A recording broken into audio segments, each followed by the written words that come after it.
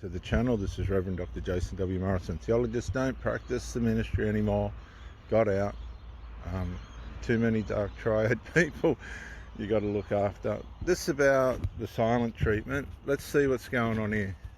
In a way that everyone can hear, and if you like, you can weigh in the comments section with kindness, all right? With kindness and love and support for these vulnerable letter writers who have done us the honor of sharing what they're going through with CPTSD for our benefit. All right, so today's letter is from a guy named Bob who's 31 years old. And Bob says, "My girlfriend left me in October last year. The reason she gave was that we couldn't communicate, and she was right. Throughout our 4-year relationship, whenever..." A lot of these people, you can... communication is not that hard if you have the value for the person. What you'll find, this is a classic case, I'd say, of two people getting together and the communication falling out of one side of it. When that happens, it's very hard to restore. This is where your time gets wasted. You come into a relationship, 1 minute you're all seeing each other, you're all talking, you're having dinner together, you're going to each other's place, and the next minute somebody starts to die in the arse. And you've got to be aware of it. There'll be outside interferences, micro characteristic dark triad, flying monkeys around the relationship. And you're just plodding along, watching what's going on, wondering what's going on. And it's solely a case of the other person drip conditioning you. They're slowly conditioning you. They're stripping you back to see what is the least amount of effort they have to make to keep you in a relationship with them. They're not going to admit this. Of course they're not. They slowly strip back the togetherness. Now, I've seen different ways in which this can happen, the ways in which they condition you, but it all evolves around communication going out the window. There's all different types of people, women and men, that you have to deal with. And once you get signs of separation or division, or things that are going to cause that, whether these people are aware of it or not, you have to take extreme caution at that point. A lot of these people have come out of abusive relationships and abusive, passive-aggressive marriages, where one or the other in the marriage has begun to deteriorate, and that'll bring a reaction out of the other. It can be passive, it can be aggressive. Silent treat in 1 minute, rage the next, and that's psychologically damaging. Let's see what's going on here. So we're talking about communication. Okay. I felt threatened by criticism. I became triggered and dysregulated, although I didn't recognize what was happening in those terms at the time. I would shut down and ignore my girlfriend for over 24 hours at a time. Only when I was too exhausted to be angry anymore would we make up, but I would continue to hold on to subconscious resentment. This happened on several occasions until, just as you describe in your videos, my girlfriend no longer felt comfortable to raise her concerns, and our connection withered. Now this can work the other way. I honestly, when you're trying to put formation into a relationship, traffic, and what I mean by that is the things that you're both comfortable with, that you agree upon, that are going to work for you and work for them, to bring harmony to each other mentally and emotionally, boundaries that you can work around to bring the satisfaction and happiness and the contentment that you're looking for in a relationship. Well, when you make these things, you better be aware of what you're saying and what you're bringing into the agreement. Because if one or the other starts to slide on those arrangements, then you better be able to work out how to have conversations about this, or the whole thing will just slip away.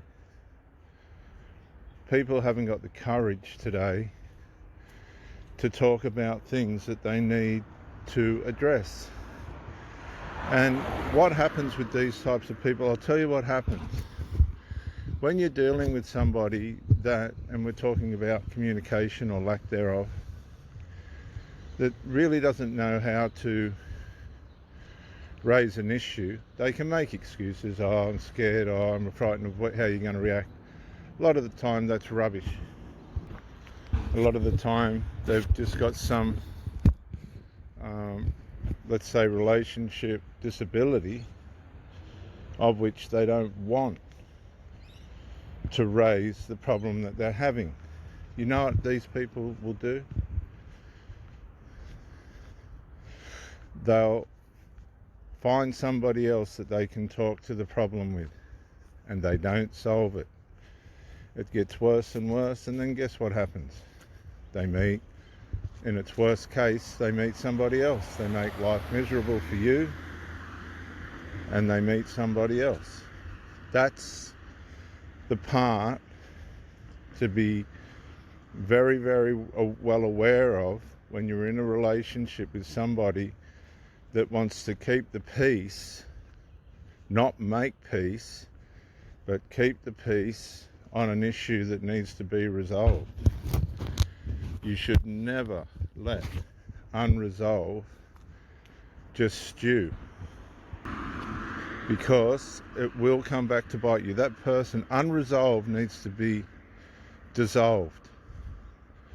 Otherwise, that person's going to find soothing outside the relationship to avoid the unresolved.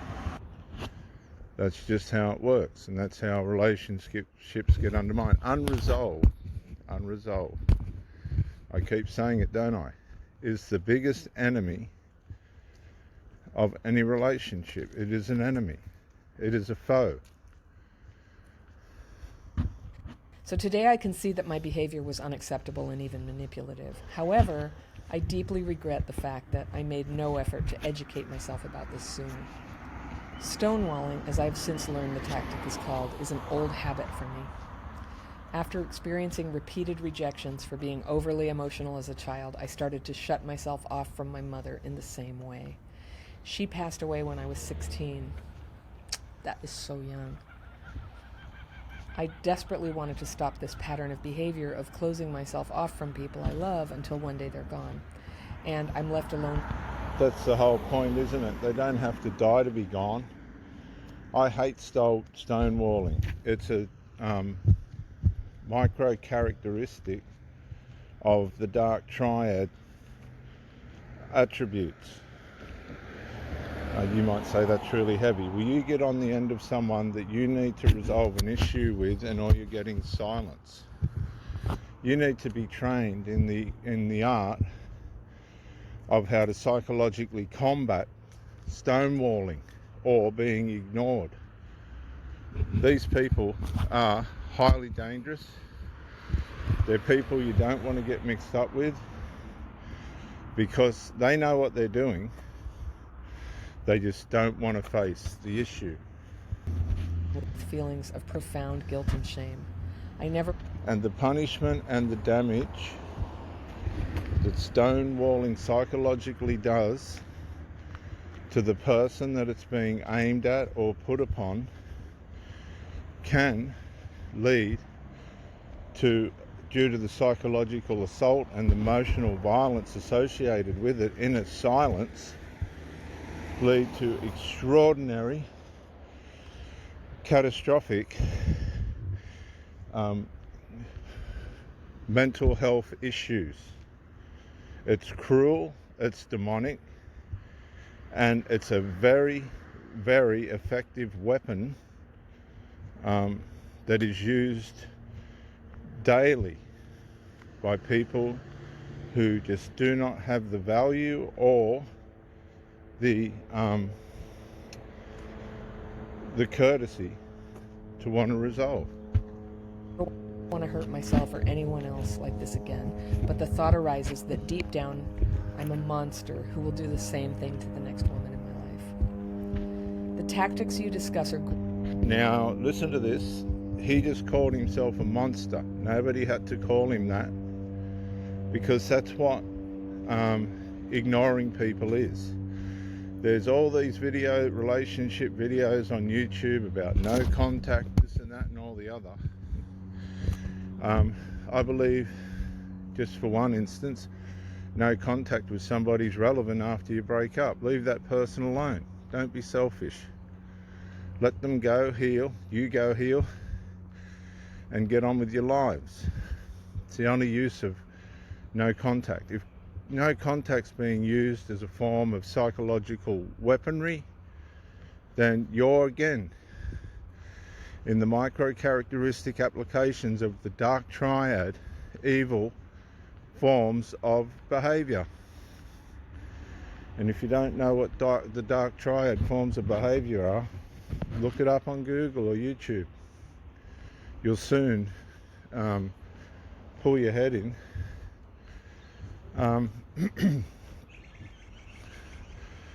So no contact has an application, but only when there's a breakup and it's final. If you're in a relationship with somebody and you can't resolve the issues and you're using silence as a form of what could I say, relationship construct in an illegitimate way, then there is something very seriously wrong with the way in which you resolve issues. Silence does have a place. Space and distance can be a gift, but not when they're used as a stratagem to psychologically assault somebody in a way in which it causes them to be crushed to their knees and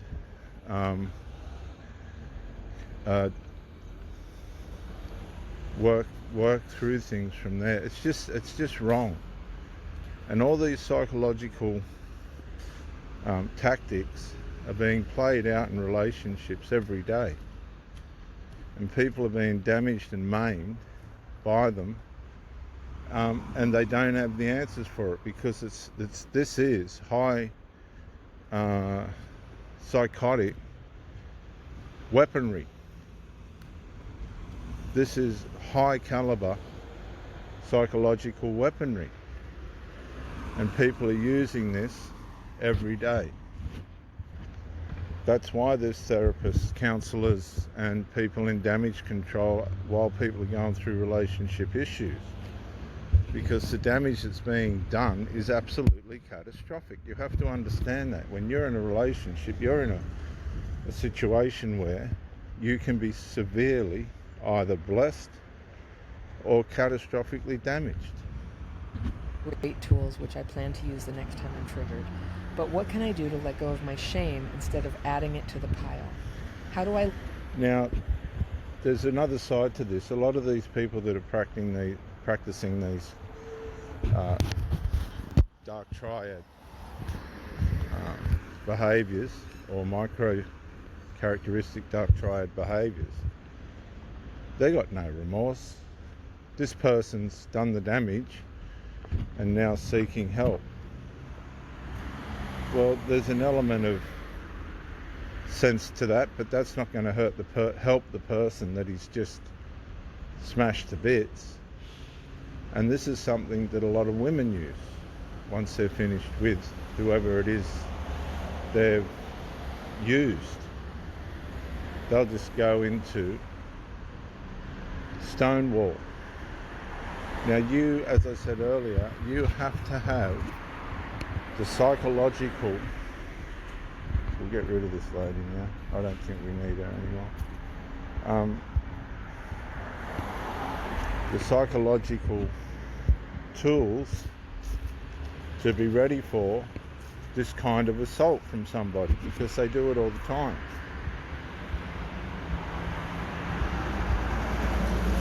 This is not anything new. These people have these ways of dealing with things, and it's cowardly. It's not really facing the issue, and a lot of these people can't face the issue. They don't know how to. It's just not in their makeup. And they leave a trail of narcissistic trait damage behind them, and they just go to the next person. This becomes a pattern in the mindset of these people. These people are destructive. They know what they're doing. This is how they've been taught. This guy's just said in that video, this is how they've been taught to deal with things. And they just continue over and over again to deal with things in this way. They don't know how to do it any other way. They don't face issues. They don't want to resolve the issues. They think everything can be swept under the carpet. Sometimes it's just too much for them to face. They don't want to face themselves in this way. And the collateral damage of this unresolved, because the person's got unresolved within themselves. They've got characteristic flaws within themselves. And these overflow on and into their relationships. And the person in the relationship with them then is on the end of these flaws. And if it doesn't line up with your values and you're not aware how to combat this stuff, you are going to be severely damaged. How do you combat? How do you self-prepare for somebody that's going to ignore you and stonewall you? How do you prepare for that? Well, there's patterns that you can see in these people that will cause them to do this. The first one that I find is the big one, is issues. Asking them to face issues. If it doesn't suit them, they're going to disappear, whether they're in a relationship or not. You might be in a relationship and all of a sudden this person's pulling back, and you say to this person, can you just give me the reason why you want to pull back? They'll say, I want time to myself. And you might say, well, what do you want a relationship for if you want time to yourself? And the next thing, it all goes quiet. Well, they might be tired of you, and you have to be in touch with yourself enough not to be rejected, but to be able to go, well, it's time for me to move on. Otherwise, you're going to be hitting your head against a brick wall, and you will allow, through your loyalty and blindness, when somebody doesn't want your loyalty and blindness, loyalty and faithfulness anymore, don't give it to them. If somebody's just putting you on hold and they're supposed to be having an exclusive, healthy, momentous relationship, again, you've got to have the tools, the psychological tools in your bank to be able to go, goodbye. We become over-attached. And once we become over-attached, it's like trying to get your way out of quicksand. And the problem with somebody that stonewalls, they'll leave you in it. They can be standing on the edge of the pit or whatever it is where the quicksand is, watching you sink, unable to get out. And that's how stonewalling works. They just let you go down into the quicksand. And they contribute to your demise. You've got to call stonewalling being ignored and all this stuff for what it is. Don't waste your time on these unhealthy people. They know what they're doing. When you send your text, if you're in a relationship with somebody and it doesn't get answered, they've seen the text. 9 times out of 10, that person has seen the text. But you're not valuable enough to that person for them to build anything. Either that or they're just completely ignorant and don't know how to build a strong, healthy relationship. Some people just want it as easy as they can get it.